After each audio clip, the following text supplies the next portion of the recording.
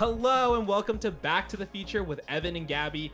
Double features, double takes. This is where we talk about two movies, one new, one older, what makes them a good pair, and how the history of films influence the present. I'm Evan. And I'm Gabby. And today we are discussing M3gan 2 and Terminator 2 Judgment Day. An incredible pairing for these incredible robots. When we were talking about creating this, this podcast about pairing films, I was like, oh, there's something really interesting here. And you're like, we could talk about M3gan 2 and T2. Honestly, I was like, whoa, that's a pretty crazy. That's a really good. But what makes it crazy? Episode. Why is it crazy now that you've seen both of them? I think just how similar the movies are. Actually, like if you really think about it, they're super, super similar. So I'm excited to talk about it. Yeah. And just like, I don't know, we just love robots, huh? Some people love robots. I don't love robots personally, but some people do. I'm not going to name names here. But yeah. So one of these films that we're going to talk about today is considered to be among the greatest sequels of all time, full stop. Up there on a very short and prestigious list with movies that are considered to be better than their original source material. Godfather 2, Evil Dead 2, Shrek 2, Spider-Man 2, Toy Story 2, Aliens, The Empire Strikes Back, The Dark Knight, Before Sunset, Paddington 2, and Terminator 2. And the other film, of course, is M3gan, which I think on paper is technically a sequel. It's a sequel. It has the number 2 in it. I remember. But then again, so does the first movie. The first one has M3. M3gan. Oh, you're right. It's 3. M3gan, right? M3gan. And then M3gan 2. And then M3gan 3 will just be. Will there be a M3gan 3? That's a great. Are we going to talk about that today? But again, like we kind of teased at the beginning, but both of these films have one key ingredient. They both star robots who are faced with a potential robot uprising and must ultimately go against their own kind and save humanity. Tales old as time. You know, Terminator, are they robots? The machines? They're cyborgs? They're androids? It's unclear. We're just going to say robots. If you're going to come for us in the comments, please. Be my guest. Yeah. Be my guest. We could just call them Roombas every time. I could just keep calling them Roombas. I think that's offensive to Arnold Schwarzenegger. Personally. I think he could be a Roomba. He kind of cleans up. Only in this movie. All right, should we get into it? Should we talk about M3gan 2? Let's talk about M3gan. Yeah. So this movie hit theaters very recently, June 27, 2025. It stars Allison Williams, Violet McGraw, Ivana Sacco, Brian Jordan Alvarez, Jen Van Epps, Aristotle Athari, Jermaine Clement, and as the voice of the titular M3gan doll, Jenna Davis. Yeah, it was written and directed by Gerard Johnstone. He directed the first M3gan back in 2022. But this time he gets full credit for the screenplay as well, a change from M3gan's original writer, Akela Cooper. Although she and producer James Wan do get a story by credit. It was produced by Jason Blum for Blumhouse, James Wan, and Allison Williams, PGA. Hey, go Allison Williams. Good for her. Good for her. She's thriving. She's honestly, yeah. How many of her own stunts do you think she did in this movie? I really appreciated it. I gotta say, I'm gonna preface this by saying that I had 3 margaritas before I went to see this movie, but I was mostly sober by the third act when Allison Williams starts doing her own stunts, but her hair is like fully over her face, and I was like, so they just put a wig over a stunt double. Yeah. And I appreciated that. Clever way to get around that. Felt like some real like old school movie magic where you look at something and you're like, oh, I see what you did there. Mm-hmm. Unlike in T2 where you can fully see the stunt double sometimes. Yes, yeah. And I appreciate that too. We'll get to it. Yeah. The margaritas that you had, I'm assuming you went to an AMC, right? I sure did. Were they called a M3gan Rita? No, I wish they did. They were, but they had a titular M3gan drink. It was called the M3ganade, and it had rum in it. Okay. So I didn't do that because I'm old now and I don't want to mix my liquors. But, yeah, fair enough. But my friend did have it, and it did just look like pink glittery sugar and rum, and and cost $24. Oh my god! I mean, they gotta make their money somehow. I used my Stubbs points and I got $10 off my non-M3gan Rita, but okay. So this movie, like, it starts with just like the campiest kind of play on like a cold open for an action movie like this. Like yeah. from the jump, it's basically telling you this is an action movie now. Mm-hmm. And you don't see Megan, you see her new counterpart Mm-hmm. or evolution, you know, kind of the T1000 to her T800. Yeah. And she is like very topically in Iran, I believe. Yeah. Yeah. I don't think they knew the news. When the title card came up, there was an audible sound in the theater. I was laughing, but I was 3 margaritas deep in the beginning. So I was laughing. I was like, oh, they did not time this release purposefully. But she's stealing, I believe, like a neurotoxin, this new version of Megan. And she is kicking ass. Like, she is. She's doing her job. She's doing it well. And there's some like bureaucrats up in there that are trying to be like, this weapon, this new improved version of Megan is going to be what takes us into the future of like war crimes, I guess. And then the Megan 2.0 turns against them. Shocker. Yeah. The government can't trust the robots. Oh no. Yeah. It was very funny when they're like when they realized they're like, oh no, we're not in control. It's like, yeah, of course. Have you seen another movie? Yeah. I'm glad it kind of happened at the beginning of the movie to kind of just like, you know what, this is where we're gonna set it right, you know, put you right in it, right in the driver's seat, and then it very, very harshly cuts to the Allison Williams storyline and the continuation of the actual first Megan, which I forgot took place in San Francisco, but I guess does take place in San Francisco. And Allison Williams plays a woman named Gemma in these movies. She is an engineer of sorts, like a mechanical engineer / would you call her a software engineer? Because she did program Megan. Yeah. She's an inventor. She's a modern day inventor. She used to work in toys and now she works in self-help, inventing yourself as a better person. Yes, there are many jokes about a bad book that she wrote in this movie. I would love a copy of that if you're giving them away promo-wise, Blumhouse.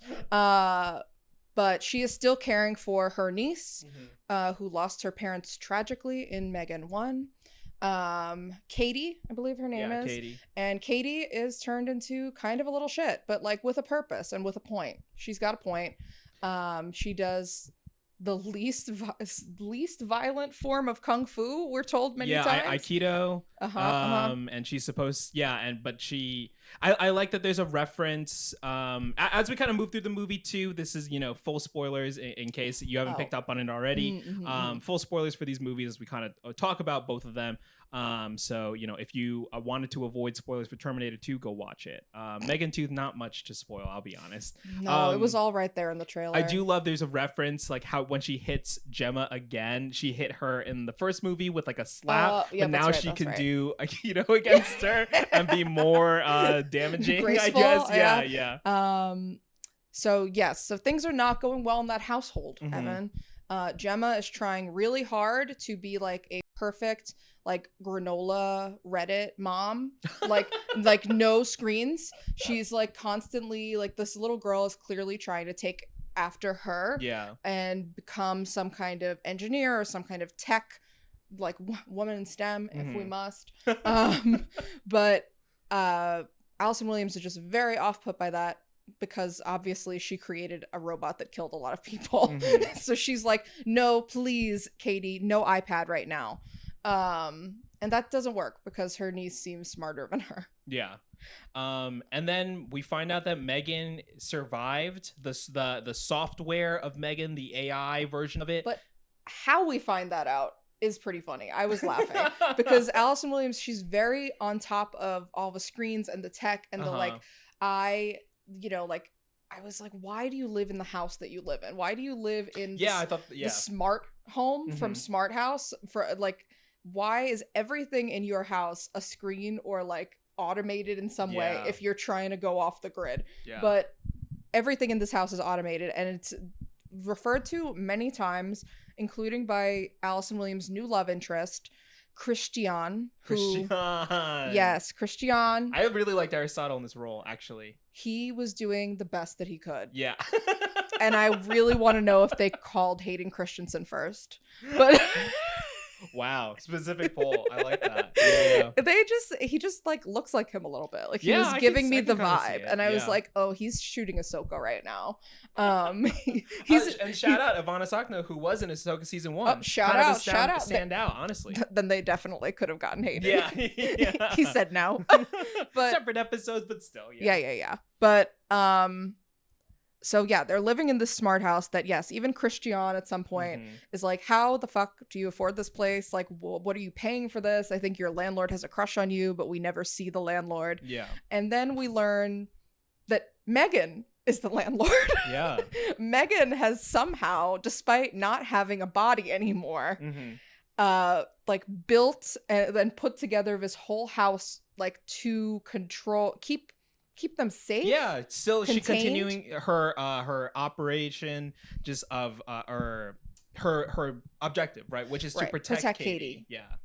And yeah, she has constructed this world around them. Like, she bought so many copies of Gemma's books that's sitting in a storage container. 65,000 copies. Despite like how we're gonna get after this, the movie kind of gets a little it gets very interesting. But I did like this setup, right, of just being like, yeah, this is where we're at, and how M3gan this is how they can be successful with right. M3gan. And it should be noted, I think that the script definitely loses this thread from here until the very end. Yeah. But the little girl, Katie, is clearly struggling still with the events of what happened in M3gan 1, because she was friends with this doll, and she doesn't understand how this doll that loved her so much and was protecting her and, was so loyal to her could have tried to, 1, kill her aunt, and 2, kill other people and like show like emotions, you know?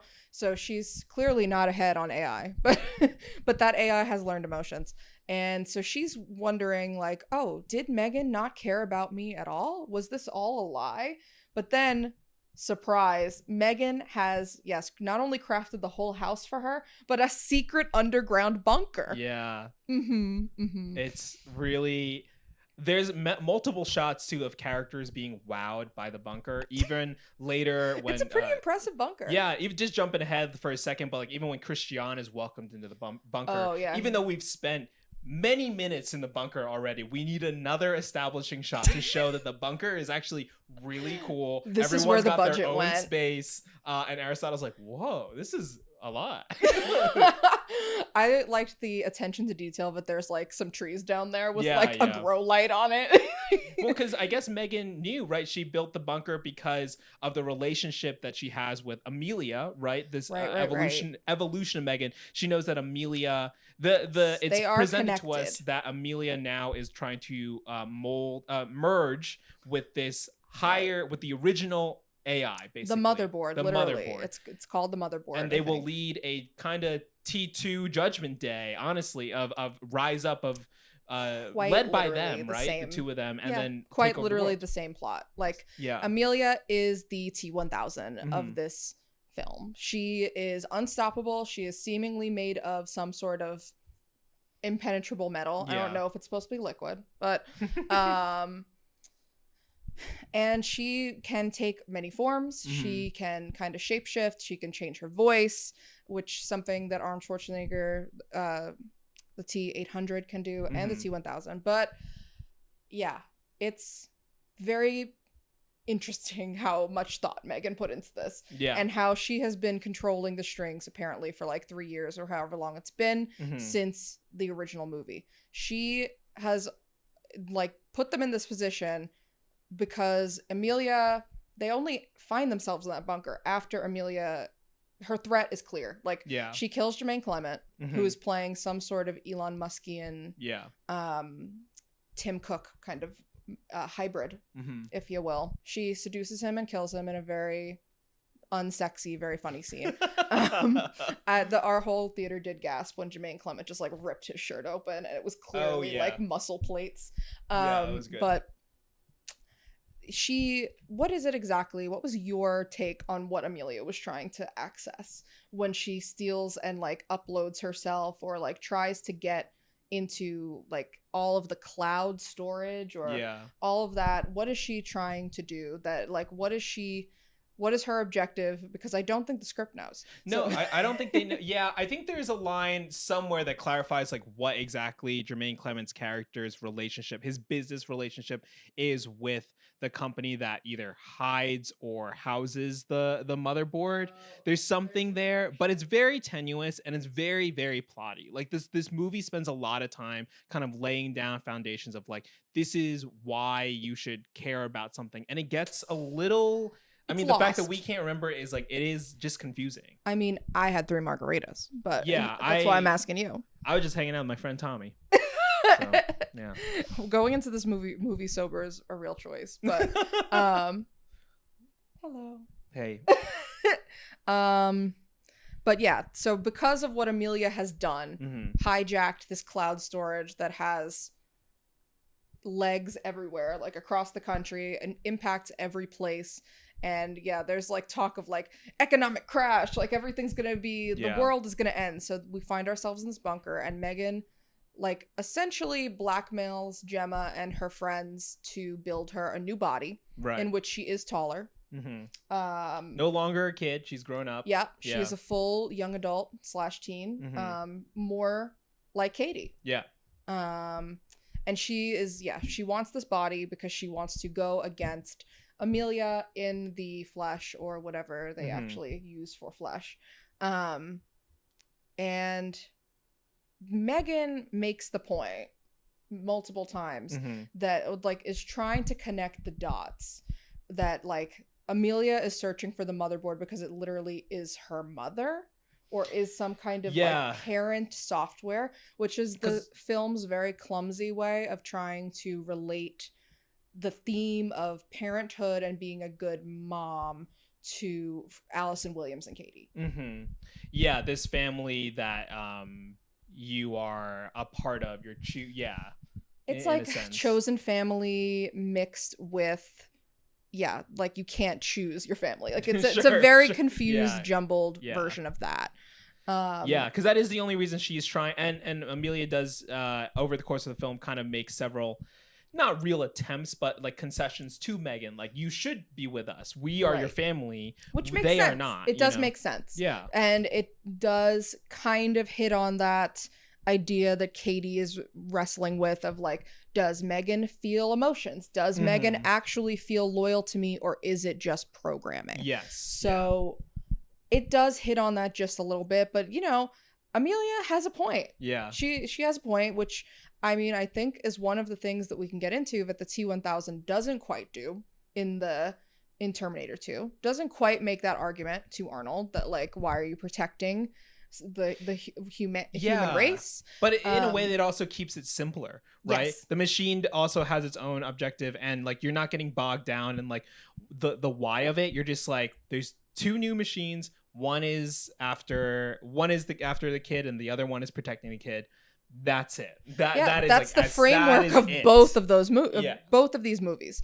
But one they is stuff Megan too with all these other little things. Like, there's a moment where Christian's explaining the layout of where the motherboard places. I'm like, why are we even used to here? Be a security guard. Like, so there's like a very like convoluted reason why he knows, or why his fingerprints would work to open where the motherboard is.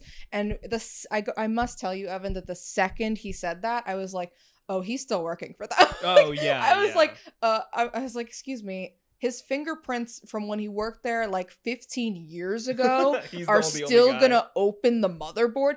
Like, my old employer deleted my email address within like 6 weeks of me being gone. Maybe 6 hours. Like, his fingerprints are no longer there. So I was like, oh, I see where this is going now. And yeah, it gets very T2 and very action heavy from there. There's literally a sequence in which Megan has to, would you call it paragliding? She base jumps. That's what it is. The glide suit, basically. No reason. It's a CGI slop. Was not necessary. I understand like the intention that it was like cool but it was not. It was very odd. But that's a lot of this movie, is that it has kind of forgotten what genre it's in. Like, the first Megan was very successful because it was kind of this campy horror thriller. And now I just got the impression throughout this entire movie that this director just kind of wanted to make an action movie. Well, like there's not many jump scares. Yeah. There's not really any, except for when Megan starts singing again to Allison Williams. That was a good scene. That was funny. That was funny, but I did jump a little bit. I was Yeah. like, okay, this was the scariest part of the movie. It was because it was kind of loud. It was pretty loud. I don't even remember what song it was. It was just something. Yeah, it was something like it was really soft and gentle though. Yeah, I think it was like a pop song that I don't know. Yeah, it was. But yes. Yeah. So it just kind of turns into a different movie, and I think that the movie it's trying to be is Terminator 2. Yeah. So let's kind of like talk about like the success then of this movie, right? So this movie has only made $10 million so in its opening weekend so far, to date. Right? And that is more, the original Megan grossed more than that on just its opening day alone, right? That's true. The original Megan like started with a like TikTok dance phenomenon that like brought people to the theaters, me included. Yeah, I mean, I just watched the first Megan for the first time, like for this podcast, and I remember seeing that dance in the trailers and stuff like that, and then I was like, wow, that was such a small part of this movie, but was such it's 30 seconds. But it was that energy was such a big like thing. Of people talking about it, of getting people to sit down. And so if you're thinking about like the original Megan movie and that tone, and Blumhouse says, all right, we want a sequel, is this the only way that a sequel for that movie like can manifest, right? Because how do you bring the doll back? You need a reason to recreate it. And at that point, is it scary? Could Ivana Sanko's Amelia been another scary Megan, right? That is what I was looking for in this, I'll be honest. Like, I think that I was expecting some horror wheels to turn a little bit more once Amelia gets a hold of Katie, which is inevitable. Like, Amelia takes hold of her, kidnaps her, and we later find her in the underground area where Christian, spoiler, the villain of this film, works, and where the motherboard is kept, and where Amelia is kept. Like, I guess she's hooked up to a lot of things, and she's being constantly watched by a bunch of they revealed that Amelia nerds. Has never had autonomy the whole movie that we've seen her, that she's being controlled, but she still is, for some reason then, is still fueled by the Megan algorithm, and it doesn't Megan make a lot of sense. It's very odd. It's very... Katie decides to reprogram Amelia. She repairs with Amelia to activate Megan's original programming. Which does work for like a hot second. Very hot second. And I love to unpack that moment too, because like the minute she is born again as a new Megan, Amelia 2.0, one might say, the guards come in and they basically like slaughter her. Like they really like take her to town. She like gets destroyed. Something causes her to reboot in like autonomous mode, which if you're Gemma, are you really programming a robot with autonomous mode just in case? Gemma has made mistakes and it's all in her book, Evan. You really need to read that fucking book. I didn't do the homework.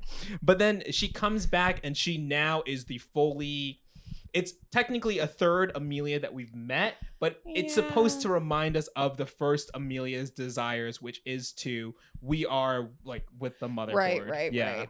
But it's just, I think that it could have been scarier. Like, I think that if this movie wanted to remind audiences, especially horror audiences, which are like notoriously Blumhouse's base, and also the most notorious constant moviegoers, then I was looking for a twist with Amelia to be like, oh, she has Katie in like a torture dungeon, or like something is going on where this child is actually in danger, and there is no danger. This little girl is like, she's in a room, a pretty nice like conference room, just like doing her homework and waiting for Allison Williams to save the day. And I'm like, I feel like we could have gone a little scarier, a little deeper, a little more reminder to the audience of what we liked about the first movie, and in terms of the jump scares and the vibes. I think I definitely was surprised at how unscary it was, or even attempts at being scary, that, right? No.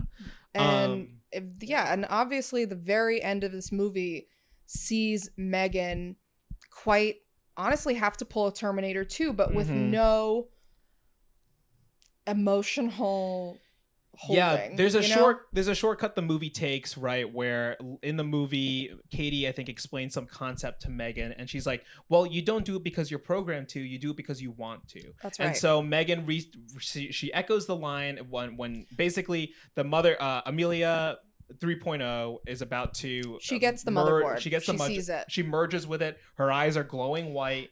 She's basically funny. becoming like this, robot god, like Megan, all-knowing, sentient. Yeah, but she can still be taken out by an EMP, which Megan has embedded in her wrist that Gemma put in as a failsafe.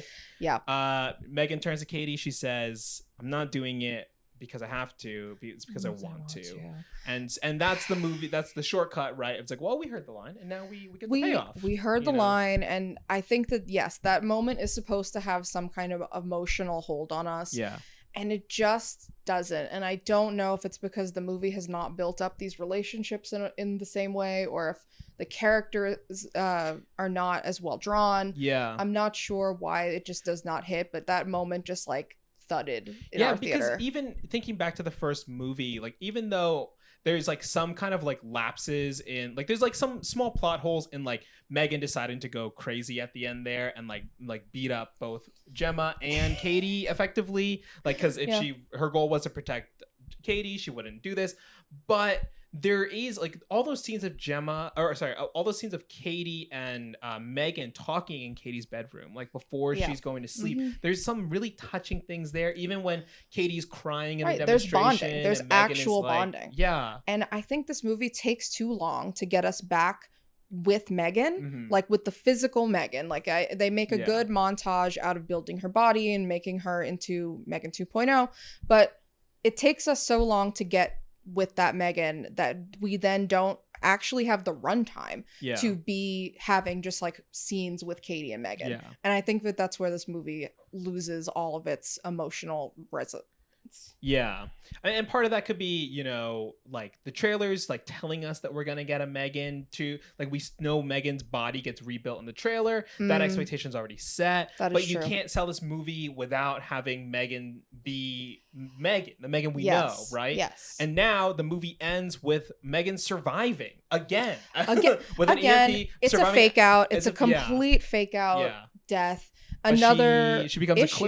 a clippy Microsoft Word assistant. I was completely sober by the end of the movie, and that made me roll my eyes so hard. Yeah. Because we do get the moment where we think, okay, Katie has to say goodbye to Megan. Yeah. I'm not feeling anything, but clearly this child is. Here we go. Like, give me the lights out moment where Megan goes out guns blazing for Katie, and we don't really get that. We just get the like the EMP thing, and then we think she's dead, and then we're just like smack dab back in the smart house, and Megan's back. I guess, is that the setup for Megan 3.0?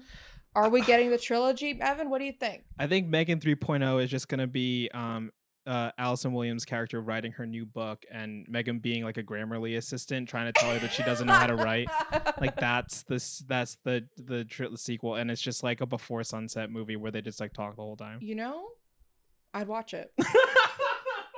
That would have been a better sequel than what this is. Well, I will say, seeing the first movie, very campy. I think there was like the tonal whiplash was a little bit much for me. This movie, at least, there was like a more consistent tone because it was like we are an action movie. We're an action movie now. But at what cost? At the cost of at the literal cost of the box office of them losing their audience. Yeah, they lost the horror audience for this, and I think that. Yeah, the marketing did not do a great service to this movie. Yeah. Like, it just played really hard on the campiness of who Megan is. There were even some very funny Pride Month ads that were like Megan as gay icon, and I was like, okay, going a little far. We're reaching. But I think that the marketing just tried to sell it as the Megan movie, and that's not even necessarily what we get.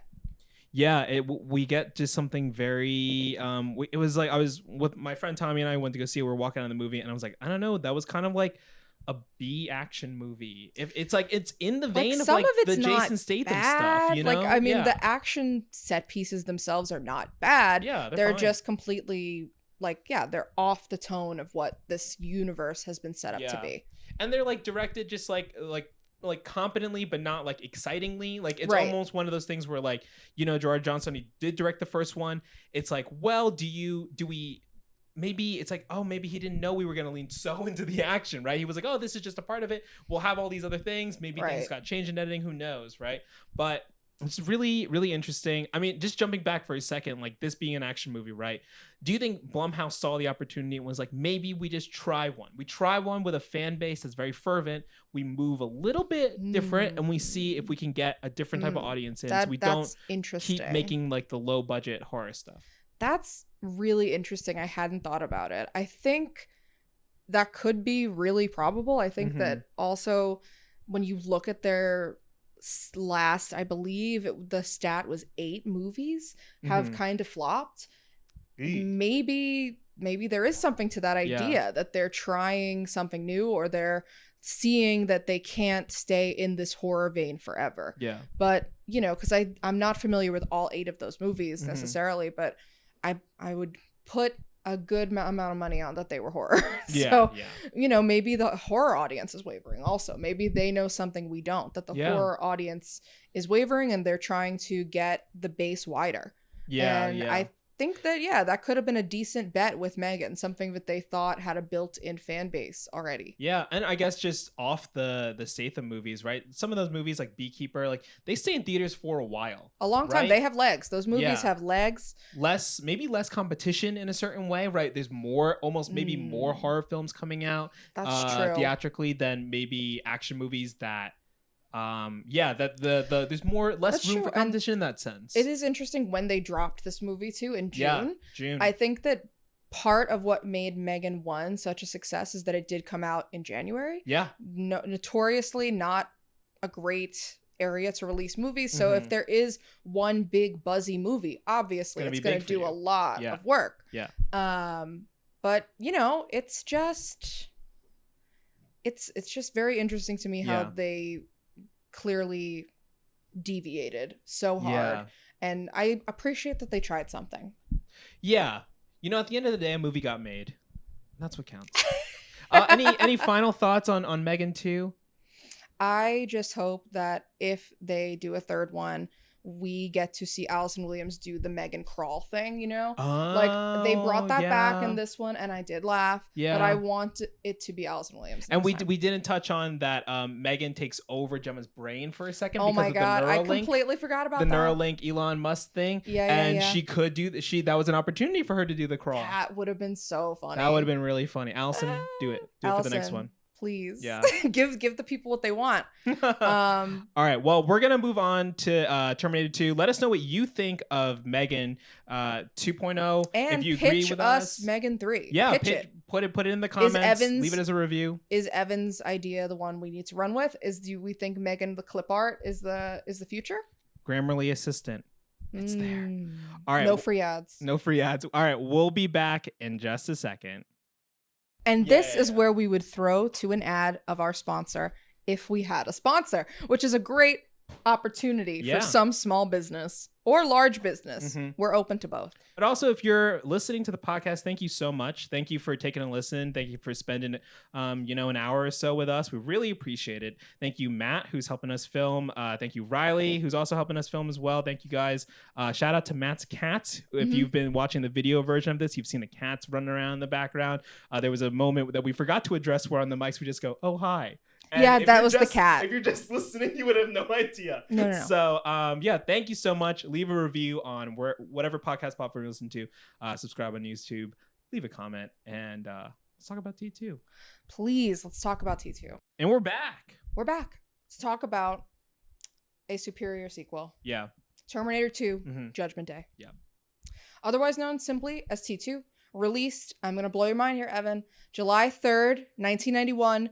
34 years ago today. Wow. Today, day of recording. Happy T2 day, everybody. Happy T2 anniversary. I wish that we planned this out, but I learned that last night on Wikipedia. Wow, that's incredible.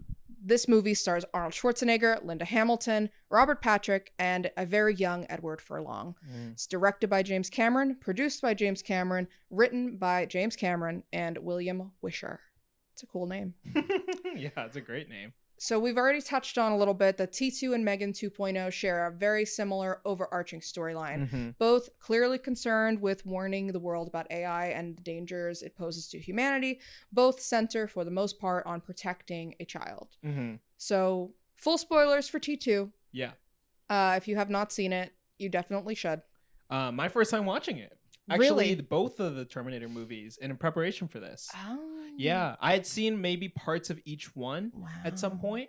But yeah, I had a great time watching this movie. Yes, this movie, for lack of a better phrase, fucks. This movie fucks. Like this movie, this is the cinema I was promised when I walked into M3gan 2.0. Yeah, it's so fun when the Terminators, I guess, arrive in the past and they're completely naked, and then Arnold Schwarzenegger is walking through the bar, and then because it's the 90s, all the women have to go, whoa, ooh, look at this guy. But I mean, in their defense, did you see the other guys in that bar? Like, there's no one else to look at. Like, they're just like older men with like long biker beards, and I'm like, yeah, Arnold Schwarzenegger looks different, looks cool. I wrote this on Letterboxd, and we can plug our Letterboxd at the end. Oh, we will. But it's so fun to discover, or rather stumble into the origins of famous movie quotes. Oh, like, yeah. I mean, I think ephemerally I knew like "Hasta la vista, baby." I'll be back. I'll be back. I didn't know "Come with me if you want to live." Really? I actually didn't know that's where this was God. from. And so when I saw it in the first movie, I almost jumped up from my couch. I was like, whoa. And then they say it again in the second movie, and it's even better. I'm gonna blow your mind again, Evan. Okay. We just talked a little bit about the M3gan 2 marketing and how this movie did not sell M3gan 2 as what it is. T2 did a similar thing way back in the day. So T2, if you've seen the original Terminator, Arnold Schwarzenegger plays the titular Terminator, and he is the villain of that movie. Right. He is trying to kill Sarah Connor to prevent her from giving birth to her son, John Connor. And because there is a sequel, clearly he fails. And in this movie, he is the good guy. Like, the Terminator is the good guy. He is protecting. He has been sent from the future to protect John and his mother. And there is a bigger, badder villain, the T-1000. And in the marketing for T2, it was still kind of, all the trailers, everything was branded so that you still thought that Arnold Schwarzenegger was the bad guy. Yeah. He was still like, until you sat down and heard him say, "Come with me if you want to live." Yeah. You didn't know he was going to be the good guy. Oh, that's so awesome. I mean, honestly, even that fucks, right? Why don't we do that anymore? Even watching the movie, like, I like literally no idea. I was watching it, I was like, is he a human? Because I know there's this other movie later, like it came out a couple 10 years ago, I think, where he's like he's still here, so I know he's around, but like what's happening? And then it's like, oh no, he's just a reprogrammed version. And it's and my favorite thing about that, in comparison to M3gan 2, is that it's done in one line. It's one line. Oh, John sent a reprogrammed Terminator back to protect you. Yes. That's it. It's not like, oh, it's a version of the thing but it's a little bit different, and it's controlled by someone else, and blah, blah, blah. No, we don't need it. It's so simple. It's like, and now there's a different Terminator who's out for John, and the one that we thought was evil is good, and he's going to protect us. And it's just that over and over again, in escalating set pieces that are relentless. And it's incredible that the movies flow so well because of how simple they are. Yeah, simple they are. And also just like, there's never a moment where they're like, phew, he's finally gone. It's like, nope, we know he's still out there, and he's gonna destroy us, and we're just waiting for it to happen again. Yeah, well, when you put it that way, it makes it sound like just one long chase movie, and it kind of is. It kind of is. Yeah. I mean, I think that's really smart for pacing reasons and story reasons. It doesn't give the audience time to ask questions the way that M3gan does. Like, it just keeps moving, and it just keeps kind of answering your questions in a really straightforward, simple way, so that you don't have to ask a follow-up. You know, like John Connor just swoops in and is like, So, asking the Terminator, like, so do you feel pain or do you feel feelings? And no, he just is like, well, I learned them. So, but that's it. That's all we get. We don't get like a deep dive into like how he learns or why he learns. Right. Like, it doesn't matter. The movie is good enough to just keep going, and like it trusts the audience. Yeah. Yes, that's a great point. There's like so many moments I think in modern movies now that like they don't think the audience is smart enough. Yeah. They have to remind you about certain things in weird ways. There's a moment that happens in M3gan 2.0. I'm trying to remember exactly what it is. Maybe it'll come back to me. But yeah, I think by the time the film ends, you do get this payoff right when there's a moment. It's very very similar to the I don't have to. I want to. Right. In this movie, it's why do you cry? Yeah, right? It's what are your eyes doing, or why are your eyes like that? Yeah, and then it's like, well, it's because it's pain, and right. It's not like physical. It's something else, right? And then before Arnold Schwarzenegger decides he's like, I can't self-terminate, right? You have to lower me into the flames. Before he goes down, he looks at Johnny, says, I understand why you cry. Yeah. And that is such a good payoff because it's like you've seen him and the way he observes and the slow, like understanding, like saying hasta la vista baby, right? Because John teaches him to do that. Right. Lowering the thing so he doesn't have to hotwire the car. He just knows the keys are there. Very, very simple. Very simple plans. But it's very effective. Yeah. All of those things that pay off in the movie are just so simple and they feel so effortless because 100%. Of that. And, I think this is James Cameron's best script for that reason. Okay. Yeah. I think it's his most to the point and his most, like effortless script. Yeah.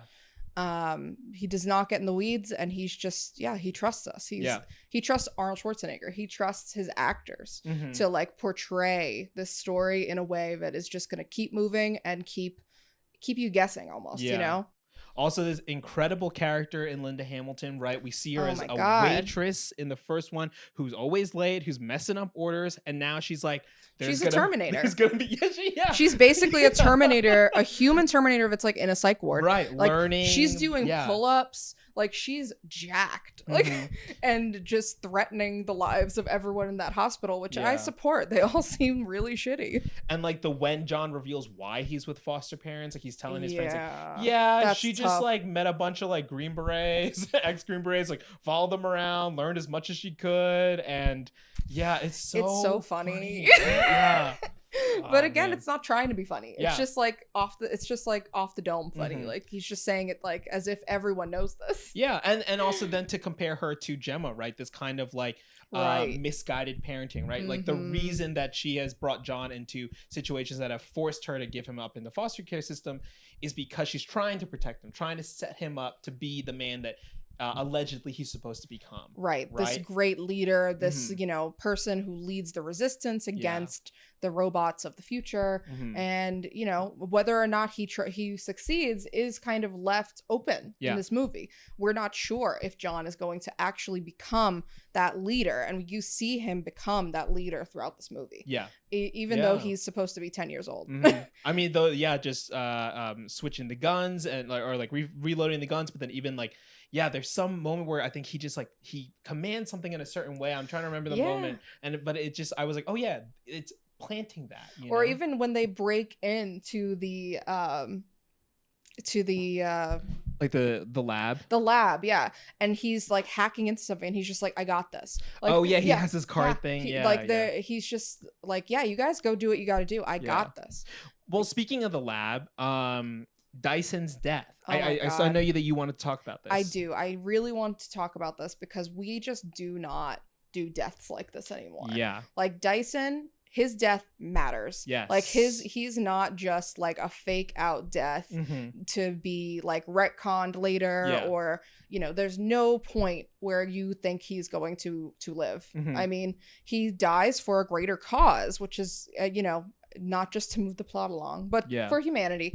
And, just that scene of him, he gets shot up like Swiss cheese.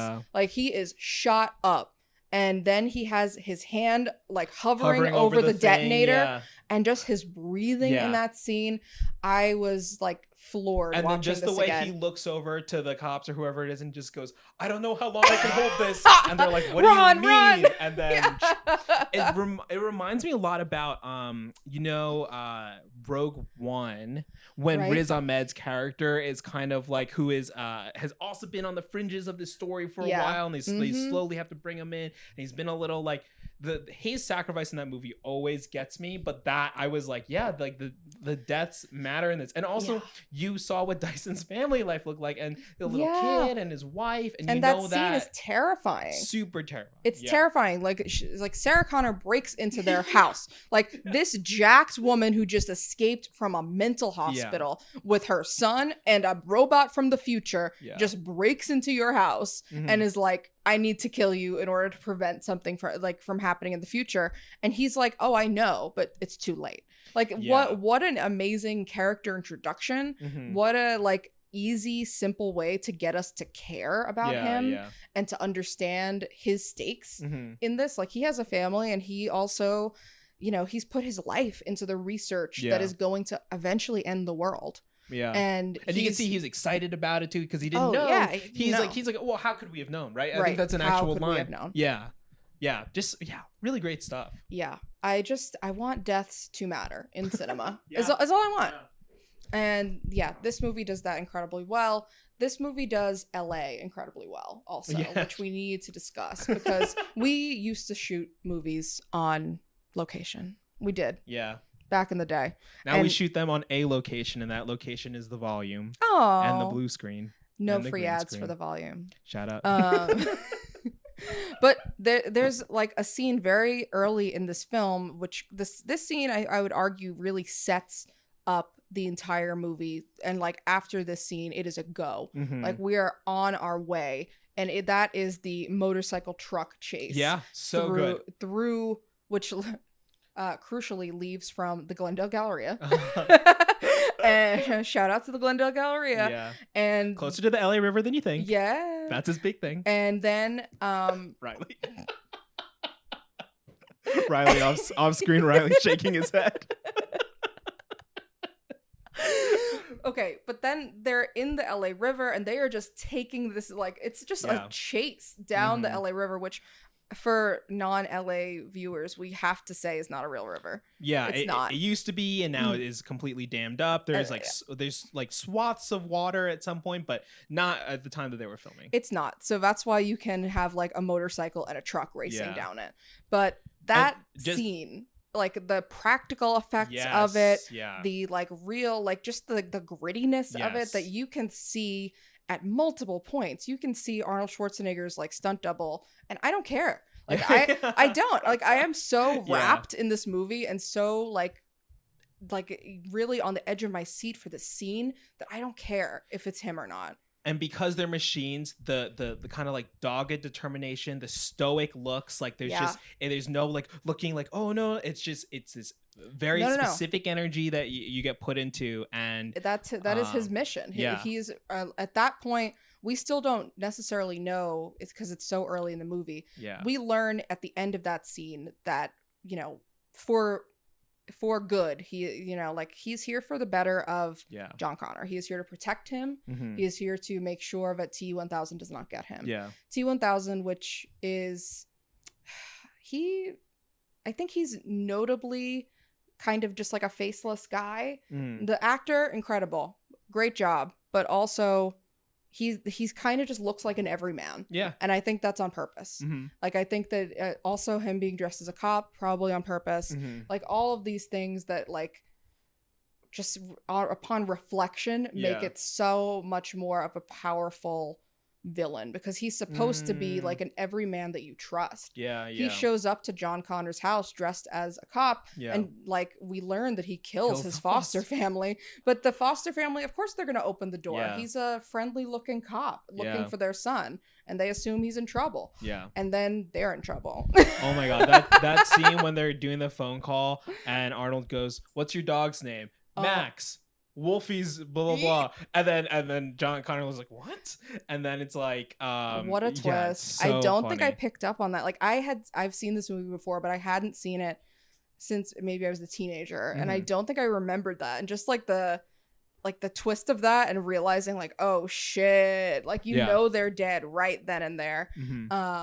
And John knows too, but, you know, and like that's another thing that adds to him and his growth over this movie. Like he has to learn really fast. Like I know it's pretty set up, but he doesn't care about his foster parents, but still he has to learn like, hey, these two people just died because, you know, because somebody's in pursuit of you. Yeah. And that's something that a 10-year-old has to like take to heart and move on, you know, and just keep moving. Yeah. And I mean, it helps that like his mom was telling him this whole time, like, you know, these stories and like what to believe and what not to believe.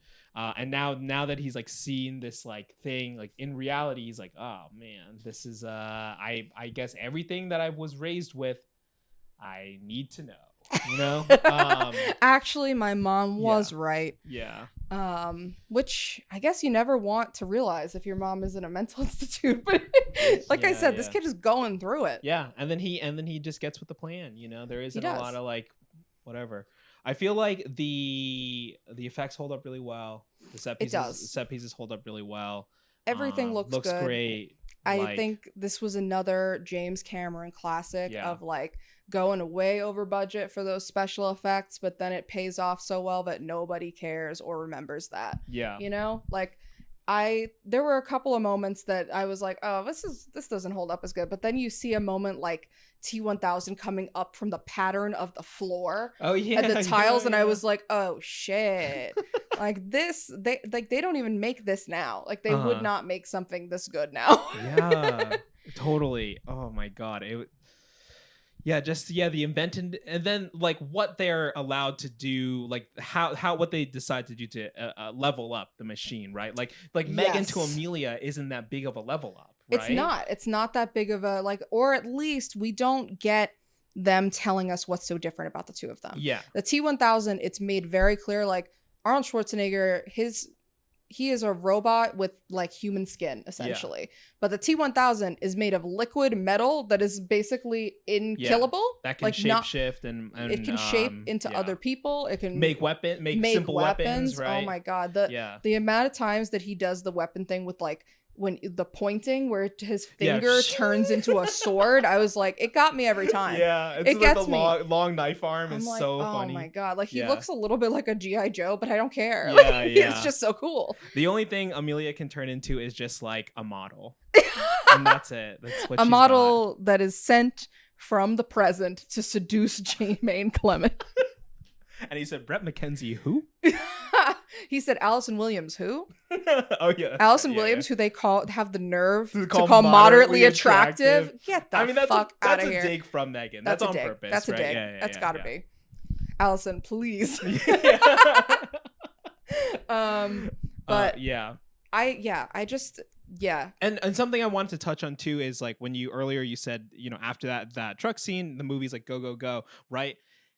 Even in the moments that they are expanding the plot, you do feel like there is this like energy of just like, okay, they're on the run, but something like that. Whereas Megan 2.0 specifically does not have that. It really feels like every time they're not in the thing, it slows down. It really slows down. This movie doesn't have a slow down feature. Like everything is sped up, and it is to get us to the ultimate conclusion of, you know, the face-off between T-1000 and T-800, the Terminator.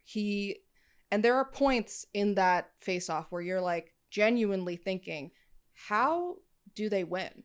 Because we know that I knew I had seen the movie before. Maybe you had a different feeling, but I knew watching it, I was like, well, they do win. I don't remember how. And they're just facing this guy. And at one point, he literally like a casual truck of liquid nitrogen overturns and freezes his ass. And he says, like, hasta la vista, baby. I know. And then he like the puddle of liquid metal thaws and he's back.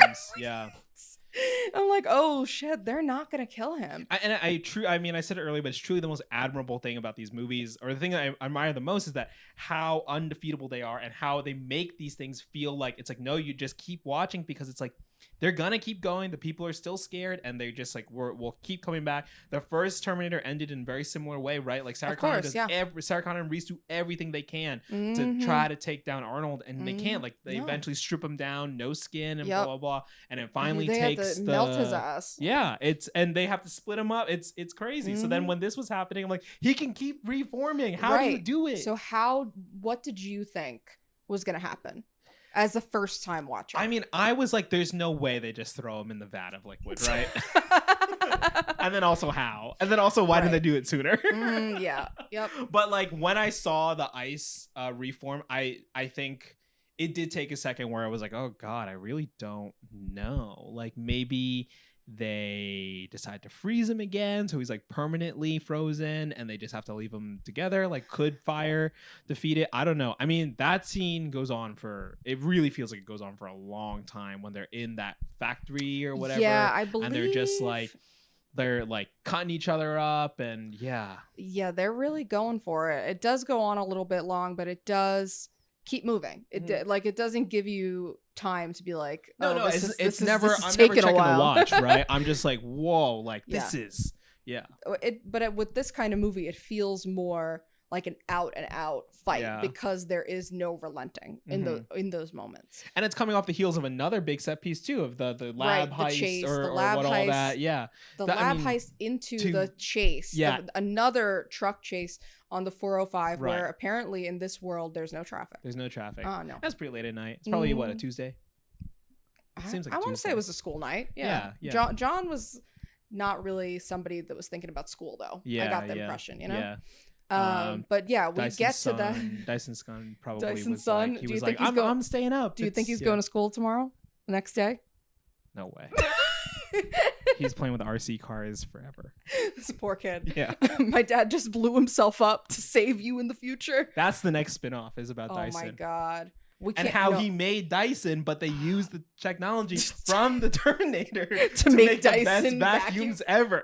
No free ads. No free ads. But yeah, so to the last scene, right? Right. Yeah. All the way to the last scene. And it just, the last scene throughout this movie, we do get, obviously we've talked about how Gemma and Sarah Connor are the mother figures, but we don't get a father figure really in Megan. Yeah. Whereas the Terminator is kind of being like a cool stepdad in this movie, and he's kind of like the action figure that you wish was your dad when you're a kid. I mean, Sarah has the voiceover line too, where she was like, "Of course, that this would be the father figure that like I could have never been, like this person who is the exact opposite of me, right? This person that I couldn't give him, you know." And I do think that accelerates again that growth in John, but also it humanizes the Terminator. Yes. It humanizes him in such a way that at the end, not only when T-1000 has been defeated and we think like, oh, thank God, but we get moments of him having genuine emotional connection to John. Yeah. And like being relieved that this is over, but wanting to keep protecting him. You know, that Sarah is injured, you know, she's been shot, she's losing a lot of blood. And then when he ultimately has to be destroyed, it is gut-wrenching, you know, like that is a moment that does hit you. And I think that it is because you've spent a really accelerated, intense period of time with these people. Yes. And, you know, it just feels so like we've been through all of this together. What do you mean we can't get through this one last thing? Yeah, yeah. I mean, John's like screaming, you know, and he's like, no, we can figure this out. We can figure this out. Yeah. Yes. Yeah. And he's becoming a kid again, and he's still a child. Like that scene reminds you he is still a child. And, you know, ultimately it's the end for Terminator until 2016, I guess. When they decided to make another one that didn't do very well. Yeah. But we can talk about that too. But this movie, I feel like, laid a blueprint for a lot of sequels that we have now. Whether it's M3gan 2.0 or something like a movie that we will explore in our next episode, Jurassic World Rebirth. Like there are blueprints for future sequels in this movie where you are facing something bigger and badder, and you like who you thought was bad is good and who you thought was good is bad. Like all of those things that kind of turn the tables are right here in this movie, and this movie did it first. Yeah, that's a great point. And just like when you come, a character so iconic like the Terminator like comes onto the scene, what is the next step for them, right? And do they become good? Do they become bad? Right. Do they get worse? I mean, yeah. And you could go that way too. Yeah. But yeah, totally agree. And I'm excited to kind of like continue diving back into older movies, and then honestly applying some of this like kind of sequel logic to older films and seeing like, is every sequel based off T2? Right. I mean, I feel like the only one like more iconic that is older is maybe Godfather 2, which is another very, sequels have taken their blueprint from there too. Yeah. Like one reaching into the past, yes, right? Yeah. The present timeline versus the past timeline converging in the future. And all continuing showing another side of another favorite character, right? Yeah. Exactly. A way to bring back a character who has died. Yeah. Or it's very interesting to go back and see those characteristics that are in movies today that were made 34, 35 years ago. And I think that that's what makes these two specifically such a good pair, is that you can see it so clearly. Yeah. Like it's so naked. Once you have seen Terminator 2, you said it yourself. Like you saw M3gan 2 first, which how did that make you feel? Like how, like I suggested Terminator 2 before you had seen Terminator 2. Yeah, that's true. So when you went to see M3gan 2.0, you had not yet seen Terminator 2. How did you feel after you saw Terminator 2 about M3gan 2? Like a cold shower on a hot day. It was refreshing. It was great. It really made me feel hopeful that, we as a culture knew how to tell stories at one point. We did. And we'll get back there. We will. Do you think it's going to be with Avatar 3, Fire and Ash? We'll see. Asking you that with no preparation. That's a lot. The visuals look very cool. Well, but James Cameron is the godfather of the sequel. Like, not T2, we should mention, is not his only iconic sequel. Right. He directed Aliens. Yeah. Which I might argue is the how to say this? The only sequel that is as good, if not better. But I think that the first Alien is so good and so iconic. Like, I would not raise them against each other. Yeah. James Cameron was able to one up, but also continue that franchise. Yeah. And he took that magic to T2. Yeah, and for a second, I didn't even realize he directed the first Terminator too, because I thought he just came in for T2. But when I was you thought he was just the sequel master? Yeah, the sequel master. Point. Yeah. No. Yeah, but he's really more like the ocean's master, kind of. Hey, he stays in the ocean. Yeah, he loves it down there. Yeah. You think he can swim?